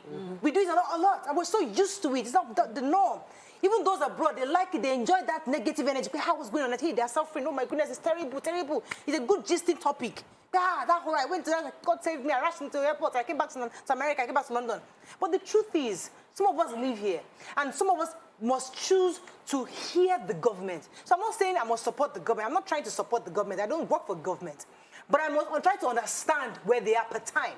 I must try to understand their own side of the story. Half the time, they are obviously not doing what we don't want them to do. But somebody must at least listen to them. And that's where I come in as a moderator. Why this happens, there's a problem why this happens. There's this wide, unaccommodating gap between the people and government. And it's sad. And so people on this side, we keep saying those people on that side. If government was approachable, that gap for us. Every government must bridge that gap. Every government must be reachable. Every government must be like for BRF that could take a phone call that bridge the country, and he would direct the ministry under him to do the right thing. Every government must have that close reach, and they must be also able to take criticism. You don't have to sack an imam for telling you that people just died on Kaduna, Abuja train attack. That was so horrible. You don't have to. That is the truth. It's obvious. It's everywhere. And so because people would see that they cannot talk to you, and you're coming, that you want to near president in public, it is always them against us. Right. That's the why. That was one of the reasons why Obama was so popular. Because people could reach him, people could talk to him. But I was just going to say about what Tokwe said about, you know that police, when they are doing their siren, they go on one way. Yes. You, because you are carrying one dignitary, how? You are the one supposed to correct us now. Why are you on the wrong side of the road? I just want to be big. When your Okada does it, carry siren. Because, you see, when Okadas do it, I am angry. And, I just wish I had power because I will not get a van. A big, this big truck. As they are driving that one way, they will be driving inside my truck. Okay, there was a time, many years ago when I was driving in Lagos, I went to Campus Koboko. Like in front of my car. Thinking like I think I can be one day I will foolishly remove the Koboko to go and slap one Okada like because he comes to hit my car. The guy held the Koboko, pulled me almost pulled me out of the window. Myself, and he pulled me and the Koboko outside the window. I pressed my brakes. But you see, that's self-help. No, Nigeria was doing that to you. Yes. Nigeria was turning you to help yourself. Yes. And it's a struggle to not let Nigeria do you into itself. So because we look at people and we begin to mirror their activities until we remind ourselves this is not who I am. So I need to remind myself I'm not like this. So let me take this call, do Tokwe, wrong, and I'll come back to you. I must be above this. No, sir, are you there? He's been holding for a while. No, sir, are you there? I do apologize. Go ahead, please. You're live. Okay. Good morning, madam. Good morning. I'm following what you are saying, and it has a lot to do with us as Nigerians, Exactly. Madam Morayo is talking about tax on the side of the government. I stay outside the country, Europe, and I stay in Singapore. Now, these countries, they live on tax, and the citizens see what they do with tax. In our own case, we are busy paying. We are not seeing what is going on with the money. So how will you encourage a normal citizen to put his money in an ATM that doesn't have return? Okay, I'll give you another example. Practically all Nigerians are being taxed. If I transfer 10,000 to your account now, the bank takes 50 or 100 naira from the money. Where does the money go to? Give us another evidence, then if everybody will be interested, and all of us will pay our tax normally. But all we have paid over here, our father paid, grandfather paid, there's no headway. So how will people talk about tax when there's no evidence? Thank you very much. I mean, that's a very valid. In fact, that's the It's the cocoa of the matter. Chopper said something down that is very key. If you become government, you can blow siren and do one way. All I want to do is become government. All I want to do is blow. That's how the materialism started. Yes. All I want to do is be a big man, be able to break walls and access people and have big men that I can phone call and abuse the system. And that's how the abuse just continue to permanent. Everybody that knows somebody continue to abuse the system. If you know somebody that you cut corners, you don't get a full tax, or you get waivers, you do. That's what this whole thing is about. Everybody's dream is make me say just reach there, and I can do the same. So what are you saying? If I don't reach there, make I blow in one way or the other. Even if it's by 419 or Yahoo. We have to wrap up because we're going to bring in somebody who might be one of our solutions to these problems. Yes, talk about your final comments. Yeah, my final comment would be that we must always check ourselves, because subconsciously we begin to behave like the government we dislike. You know, they say a woman marries the father they don't like, or a man marries the mother they don't like. I don't want to be like this person. I don't want to be like my mother, you become your mother. I don't want to be like my father, you become your father. Because you mirror what you see. As Nigerians, we don't like what we're seeing in leadership, but subconsciously we are mirroring it. Let us begin to tell ourselves the truth and stop mirroring what we don't like in government, changing ourselves. Even when we go abroad, some of us do exactly the same thing. In the various, I hear of complaints within the Nigerian community. Yes, what they do to each other. The comedian, he was made to take driving lessons in the UK. He go and drive over speed. It's doable here. Nothing would have happened. But over there, they show him. That's all we can take on this segment. I mean, it's so sad again that woman had to die. It's so really painful. Many of us, I've been holding my own mother's medical experience story for some time. I'm waiting for the good day to talk about, not now, because it wasn't totally all smooth. You know, there were issues. So we all have these experiences of the medical in Nigeria, and it's a sad story. We have to wrap up now. They just lost a friend last week, so and it could have been avoided. You know, it's terrible. It's really painful. That's all we can take on this segment. When we come back, we'll talk to our female aspirant. Stay with us. We'll be right back.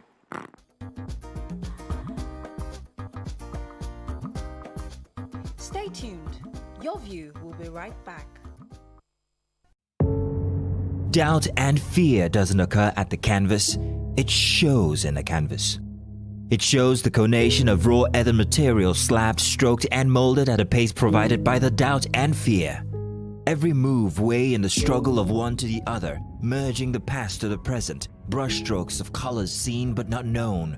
For when the wailing stops, the pieces settle down in abject beauty erected for a century of a century. Speaking, advocating, protesting as the arts are meant to be.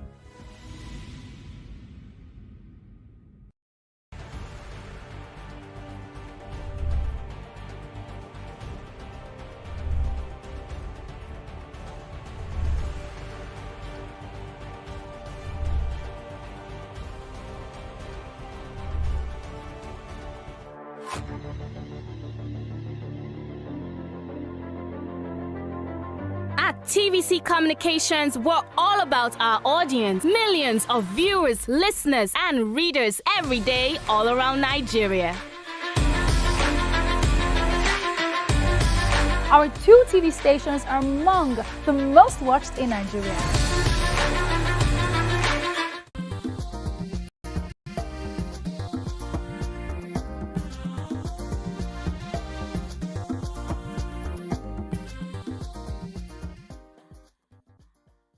Thanks for staying with us. So joining us on the show is a female presidential aspirant, Patience Ndidi. She's an entrepreneur, strategist, an influencer, a philanthropist, and a humanitarian. She'll be telling us why she's vying for the post of the President of Nigeria. Thank you very much, madam, for joining us on the show. Good to have you.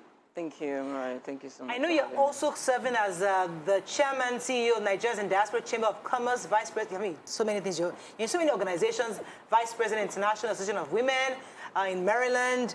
Tell us a little bit about yourself and why you want to become president of Nigeria. Thank you again for having me on your show. Okay. Thank you.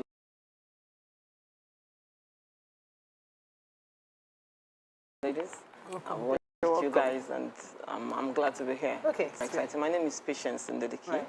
Like you rightly said, I was the former chairman of Nigerians in diaspora in the whole of the United States. Oh, really? Wow. Currently, like you said, yes, several positions. I was also the president of my local chapter in Maryland. Yes, in reality, we see that our nation is at the crossroad, and this crossroad, we've used this word many a times. Right now, to even define where we are right now, it's tough. It's really tough. Yeah, I'm vying for the office of the Federal Republic of Nigeria as the president because I see poverty in the land. Okay. There's a lot of hunger. There's a lot of anger, and the people are hostile due to the situation we find ourselves. Insecurity has taken the order of the day. You know, our healthcare system is in shambles. Our educational system cannot even match the world, you know, the level and all that. And also having served in my position as the chairman, the former chairman of Nigerians in diaspora, NIDO is an organization that works very closely with the government, industries, and individuals. You know, I had the opportunity of knowing my country better and seeing that, you know, the leaders that we have, you know, sitting down with them to provide solutions, come for events and all that. Next year, you repeat the same thing, and nothing changes. Right. And this was what drove me to run for president. Yeah, so I wanted to ask you, whenever we have people decide that they want to become aspirants, and then we have contestants for different candidates for different positions, I always ask them, do you know how bad things are? Because we've had some politicians get into power and say they had no idea things were very bad, or there was no money in the coffers. I'm like, we know things were bad. You said you could solve the problem. So here is my thought. How do you know how bad things are, and what are the key areas you're looking towards addressing, the problems you're looking towards addressing? Yeah, thank you for that question. Yeah, I would say, yeah, I know how bad things are. With the issue of insecurity, that is how bad, and, you know, adding to that, the 3-point agenda that we've been able to put together, knowing fully well that this is interwoven and it will be able to solve the vast majority of problems that we have in Nigeria. One of them is peace. A peaceful environment is sine qua non to development. Where there is chaos, nothing happens. Nothing grows. Nothing, you know, moves forward in a chaotic environment. And to be able to see peace in our nation, we need to look at the issue of insecurity. It looks like the terrorists, they have more rights. They have better view. They are living better than even the Nigerian populace themselves. Secondly, we're looking at equity. A lot of, you know, tribalism, nepotism, insurgency, and also corruption is the order of the day. You know, there is no equitable relationships, no equitable community here. And the third one is wealth creation. I believe that to be able to create wealth, we need to build the human capacity. You know, where it's human beings that, you know, build systems. Right. Where there's no structure, you know, then we have a problem just like we are faced right now. I can see, so, knowing that you were former chairperson in NIDO, the Nigerians in Diaspora organization, I can sort of predict why you would want to run for presidency. And being NIDO America, former chairman, would also give you ideas of things that you know you can change. And one of such things is that America is a country founded on the values of the founding fathers. They had certain sacrosanct rules down that would never change, such that the country will continue living by those rules and things will continue to work. But yeah, if I come with my own, I will be tribal. We don't have founding fathers rules anyway. Anybody can carry a coup today.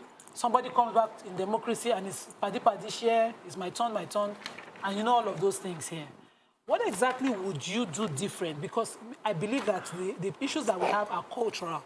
What exactly would you do different that, you know, would take this problem change from roots up? Yeah, and that's why we're bringing in a new vision, a new voice, and a new direction. Because things have been done, you know, since, you know, we've been founded, and even since over 2 decades that we started civic democratic rule, it's been the same faction. So what we do different is putting in equity. Okay, let me pause you for a second. The reason why I'm pausing is because Nigerians are getting smarter every day. Like, if we had this conversation 5, 10 years ago, we'll just bring through it. But right now, we are very critical of everybody that wants to become president. We are ready for you. We want specifics. When you say you're going to instill equity, peace, we want specifics. What do you, what's your, going back to what I said, what's your understanding of the problem? Because you live in Nigeria. No. You live in Maryland. Okay, so sometimes it's look when you're from looking outside in, you can even see our problems, because when you're looking outside, it's easier for you to say, okay, this is your problem. But how much of this problem do you understand, as Dr. has said earlier, and what are the specific things you would like us to do? Because we want to support you, and that's why your view is doing everything to ensure that we bring in more, we support women. Any woman that is running for office, we want to bring on this platform to push you out there, because we want to support women. But at the same time, we want women who can actually do the job. So I need you to tell me specifically, how do you put in equity? What exactly are the things we're going to do? All right. So let's start with peace. Okay. You know, to create a peaceful environment, we'll tackle poverty. Okay. You know, how? That is one of the remote issues. Of how? How would you do it? You have to, you know, you can't just say, I will tackle poverty, because the present government, when they came in, I will tackle insecurity, I will tackle corruption, I will tackle corruption. And now we are here, 7 years later, we are waiting for the tackle to start. To tackle poverty, you need to create jobs. Exactly. And we're still talking, and you know, you need to create jobs. Yeah. Nigerian, we're not a producing country. We like to import everything. Right. And Nigeria, we're full of talents. We have talents that can do this job. That was I talked about, you know, building the capacity. Exactly. We have talents in ICT, in healthcare, name it. A few weeks ago, Saudi Arabia just put our people together and took them to their country, because they see value in us, but we don't see value in, you know. So to tackle poverty, we need to create jobs. We need to begin to create system. I don't talk about building that capacity, the human capacity. We create system that will speak for sustainability. You know, then we begin to talk about industrializing the nation, building manufacturing industries. I see the shoes that Nigeria makes. I see the bags that Nigeria. I served in Ekiti State, and that was why I learned how to make bags. You know, and I tell people, I say Nigerians are serial entrepreneurs. You see the man, the little boy, the young girl, the man running on the street of Lagos, Abuja, selling pure water, selling. If you build an enabling environment, you can imagine what you will use their life to do. Because right now, it's dehumanization of humans.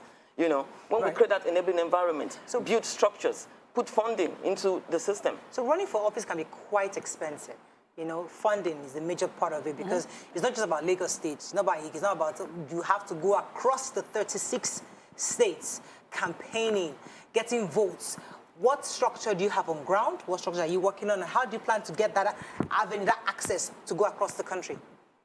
Yeah, so far, we've started to run, travel, not just me. Remember, leadership is not for one person. Exactly. You know, it's all of us put together. Yeah. And the funding, we're looking at Nigerians to be able to fund it.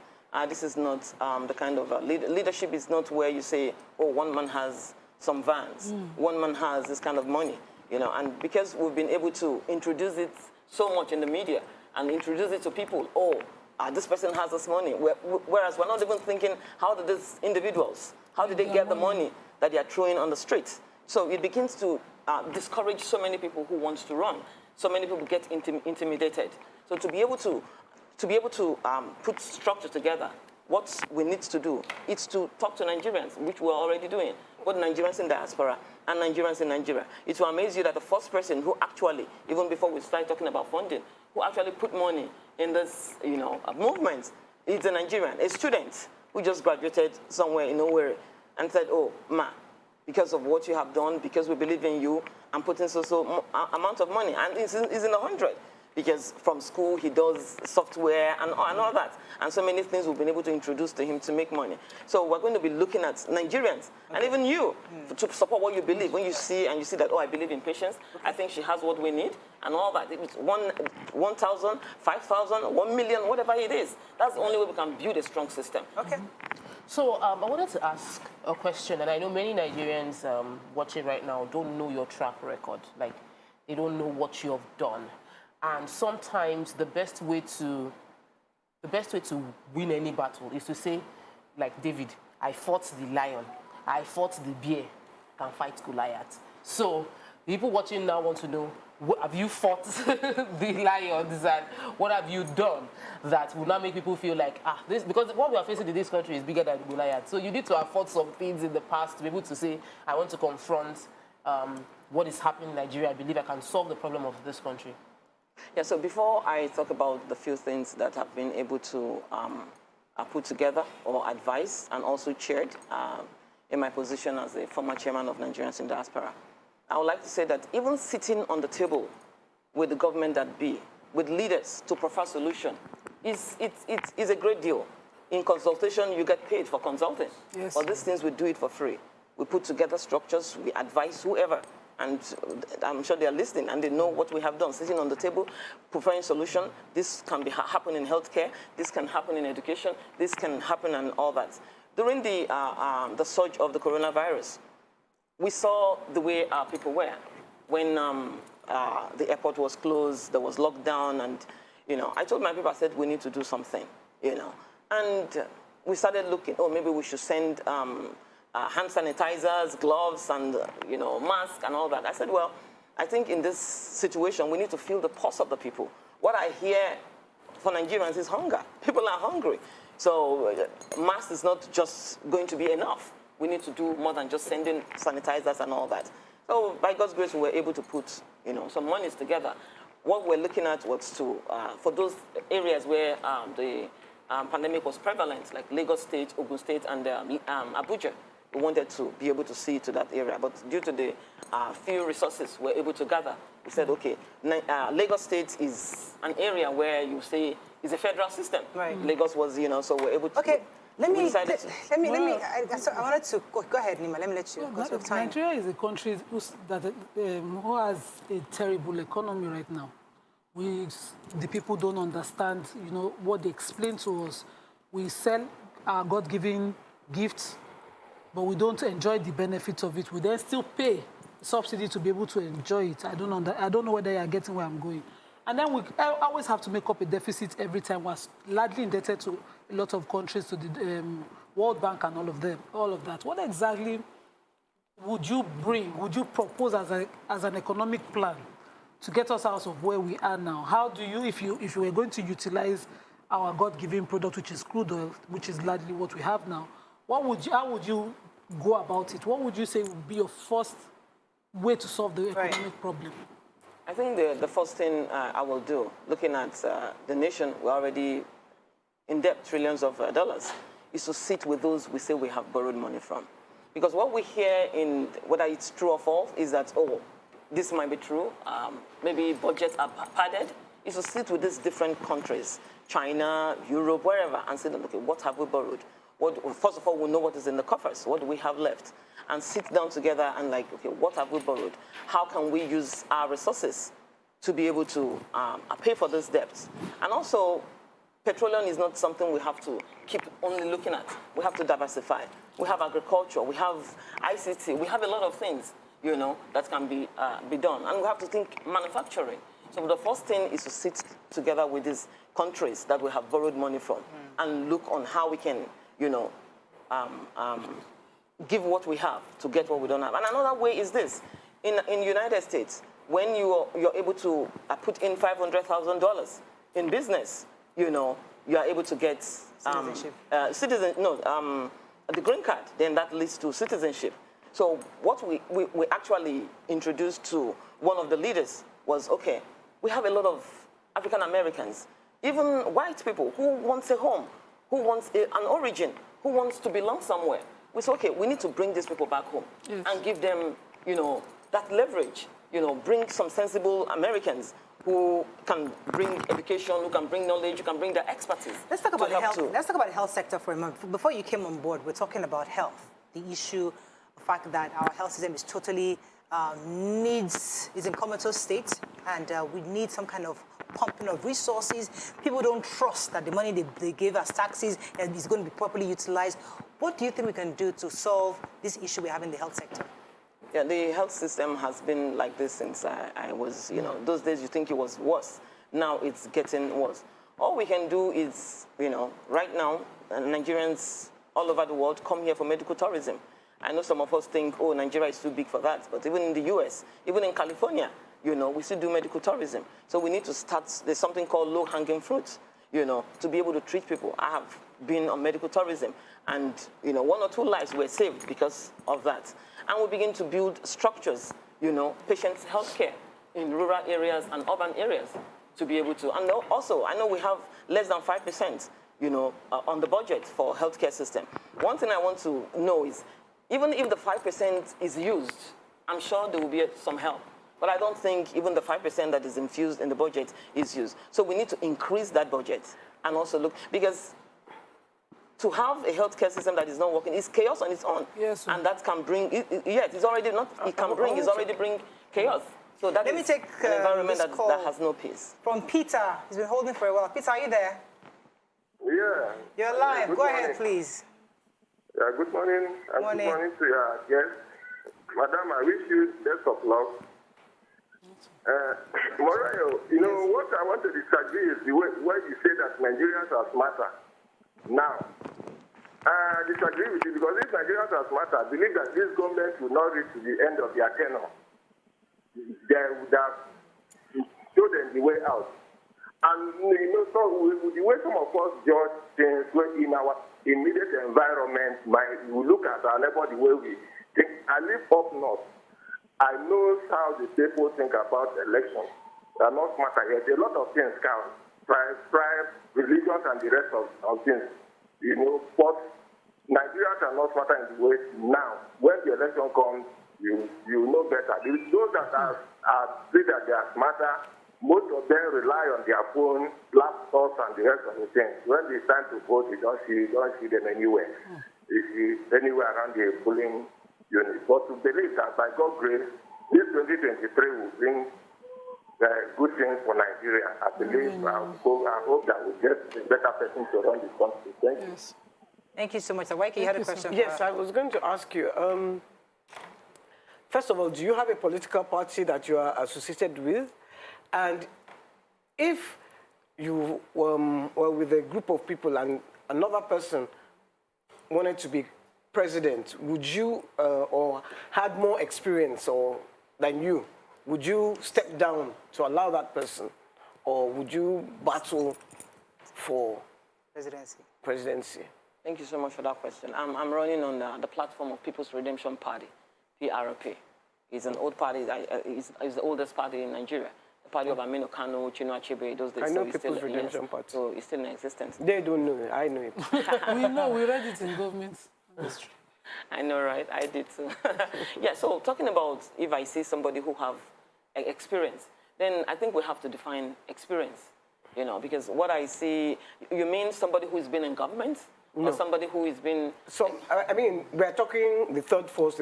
Yeah, consensus. And 4 years ago, this third force couldn't get themselves together for one person to be the front. Yeah, everybody wanted to be the flag bearer, so that killed the third force. Now, if there's this third force, and you are part of that third force, maybe, would you step down for a flag bearer? A formidable partner. A formidable...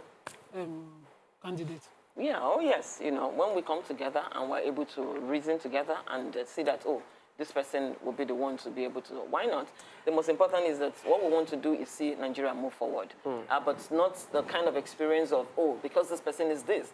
Because I've had so many questions, you know, I'm not interested in zoning. I don't believe in zoning. I believe the most competent person should do the job. Okay, let me ask you this question, because one of the things we talk about on this table is that we have visionless leadership. Our leaders don't have this kind of vision. They just come in and do everything. We rule to the answer, but just trying to do something.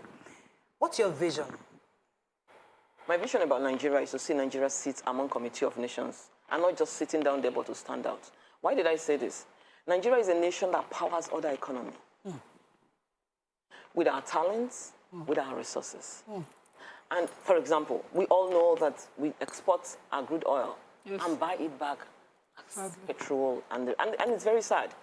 Few months ago, there's this guy from Dubai, and was going on WhatsApp, and the question was, comparing Nigeria and Dubai, and the guy said, there's no reason for comparison. Nigeria has it all. Everything in Dubai is doctored, is manufactured, is originated by human. you know. But that same country came to us years back to borrow money for development. Malaysia took our palm nut. Singapore used to see us as a roadmap where they want to be. Sorry, Right let me rephrase my question. I guess I'm sorry, we're kind of used to these lamentation come to conversation, so we're not always so focused on rediscussing it. Let me rephrase my question. What should be our focus? What would be your focus? Because there are different strategies. Somebody comes in and tries to touch a bit of every single thing. Somebody says, no, it's just healthcare. I'm going to tackle healthcare. Another says, no, it's education I'm going to tackle. Somebody says, oh, it's this taxes, the electricity. So I say, because this government, I would say, spread themselves so thin. They try to do agriculture and I think infrastructure. So, in your view, do you think we should have one vision, or we should just touch every little part of every single thing of the country? Well, when you talk about wealth creation, there's no how you will not touch every area. And why is that? Nigeria has talents. I'm an agile leader. In agility, there's something we call Scrum of Scrum. Everybody with their expertise doing whatever they can, you know, and we all come together to build. Like I said, presidency is not the job of one person. So in wealth creation, you build that capacity of people. There's in ICT, there's in healthcare, there's in education, and everybody work, you know, simultaneously doing whatever they need to do. So tackling the issue of poverty, you know, it's a big deal. Yeah. You know, in wealth creation. All right. Any final questions, please? Good. No, I just want to. I just wanted to read some tubes. Abdul Rashid Lawal says apparently she is running against the people in power, not running for leadership of the people. Any right-thinking person will feel the same given the behavior of our current rulers. I wanted to read another one. Okay, I think that's all we can say. We want to wish you the best. You know, as I said, our platform is open for women aspirants across the country, because the truth is that we need more women in power. We need more competent women in power who can actually lead in different perspectives. So we definitely will be happy to support you in any way. Let us know what we can do to support you when you start your campaign, and we wish you the best. Thank you. I really appreciate it. Thank you for That's having all me. we can take on today's show. Have a great day. We'll see you tomorrow. Bye for now.